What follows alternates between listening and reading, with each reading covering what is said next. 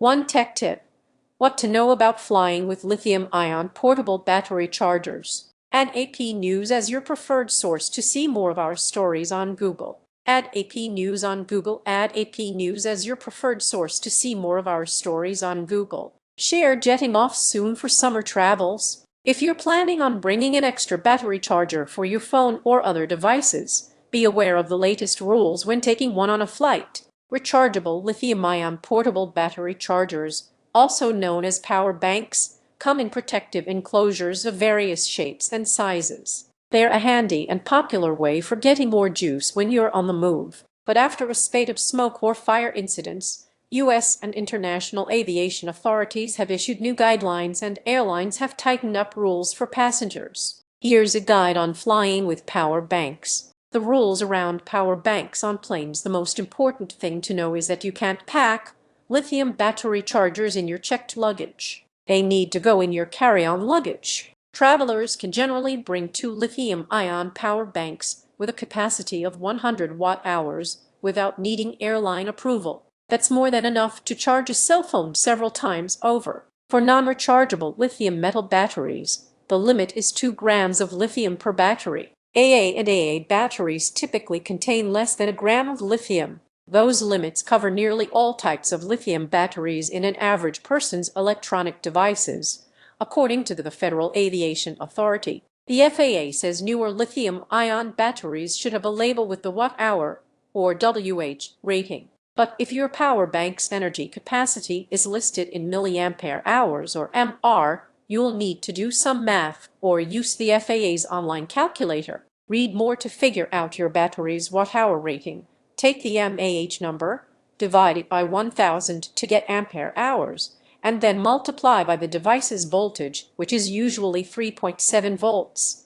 For example, a battery with 10,000 mAh rating is equal to 10 ampere hours. Multiply that by 3.7 volts and you get 37 watt-hours. Passengers will need airline approval for bigger lithium-ion batteries with a capacity of 100 to 160 watt-hours, such as those used in professional video gear or medical equipment. While lithium power banks can't go in checked luggage, airlines are taking the risk of lithium battery fires seriously after a rash of incidents. One of the worst happened in January 2025 when a fire broke out on an Airbus plane waiting to take off from an airport in South Korea, forcing the evacuation of all 176 people aboard. The FAA lists 9 lithium battery air incidents so far this year, including 6 that involved power banks. Concerns about the batteries have been enough to disrupt flights even when there were no signs of a problem.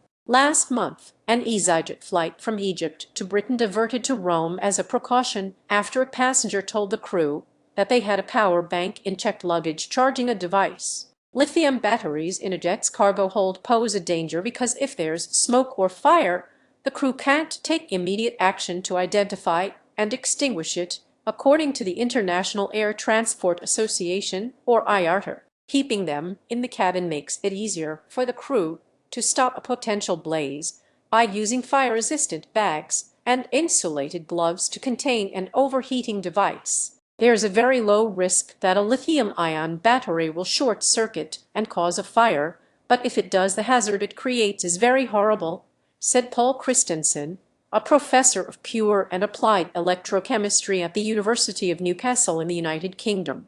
Lithium batteries can store a huge amount of energy in a very small space, Christensen said. The risk comes when a battery is crushed, overcharged, or overheated. That can trigger what's called thermal runaway, a chemical reaction that produces heat and toxic gases, he said. Christensen recommends checking your power bank for any signs of damage. If it's bulging or getting very hot when charging, those could be signs it has a problem. He also advises avoiding cheap power banks from unknown manufacturers, which might not have proper quality controls to prevent defects or contamination. Shoddy lithium batteries can produce thermal runaway a long time after they've been purchased, he said.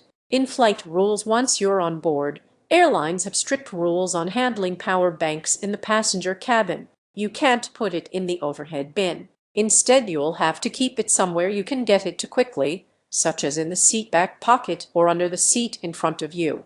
Don't use it to charge other devices during flight, and don't recharge it using the aircraft's onboard power sockets. If a battery or battery-powered device slips down the side of your seat, don't move the seat to try to get it. Seats can crush or damage the battery, which could cause it to overheat or catch fire, IATA says. Instead, call a cabin crew member because they are trained to retrieve devices safely. Check with your airline. The FAA says individual airlines and international rules could be more restrictive than U.S. regulations, so if in doubt, it's best to check with your airline. Southwest Airlines, for example, said in April that it would limit passengers to one charger each. Many carriers have a detailed list of rules for various battery types, including lithium-powered devices like laptops, tablets, and e-cigarettes. Is there a tech topic that you think needs explaining? Write to us at email protected with your suggestions for future editions of One Tech Tip.